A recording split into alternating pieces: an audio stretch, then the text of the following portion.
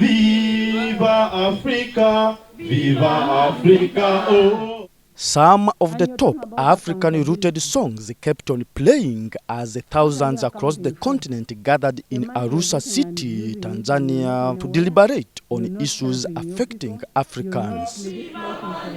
Oh, viva, viva, viva Mandela.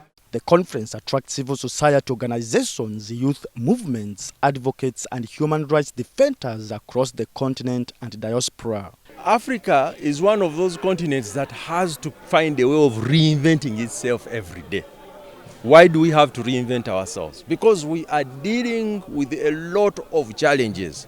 Some of them are coming from the colonial experience, that most Africans have a long colonial experience. Some of them are dating back as far as slavery, where Africans were shipped from Africa to other places. So all those experiences require us to start thinking, where should we be, how should we work together, what should we do?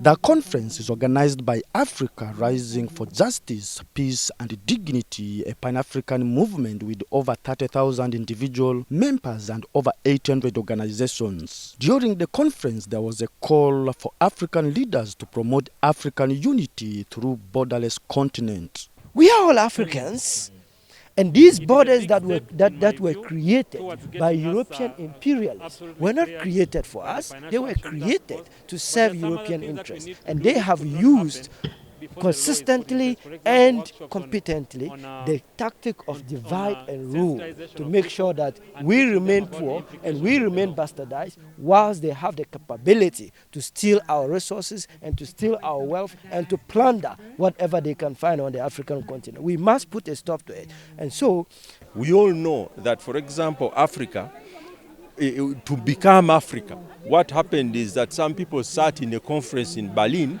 and they got a pen and paper and they started drawing boundaries that made these countries called Africa.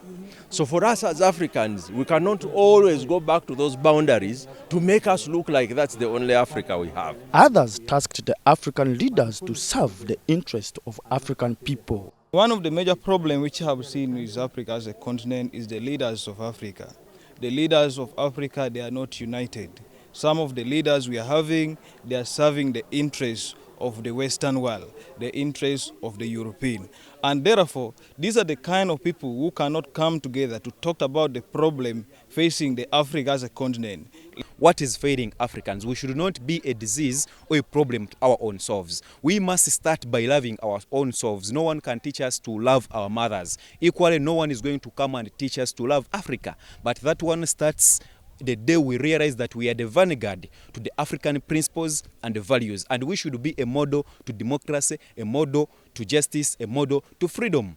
The youth activists, human rights defenders and civil society from Uganda also attended the Arusha meet. You find that in an African meeting, we are seated and then we need translators.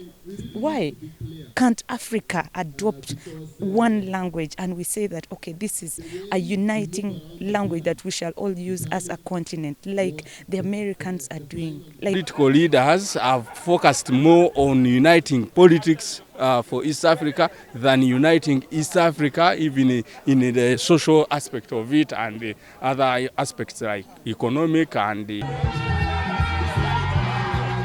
In the past, music and artistic activism played a role in advancing the African agenda, a reason why the artists from Zambia and Sierra Leone are also making their call for united and borderless Africa through music. Without African unity, then, we'll be going round the circles because we are experiencing a new kind of slavery, economic slavery. So to get out of the economic slavery, we need to unite. Our forefathers gave us political independence. What we need now is cultural and economic independence. Let's see ourselves as one. Let's unite. Let's bring all the ideas. Let's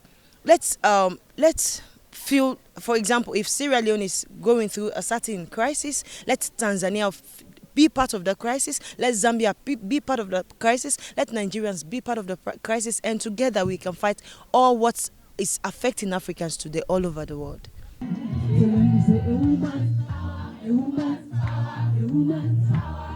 Philippa Gut and Brian Biaruhanga for UBC News in Arusha, Tanzania.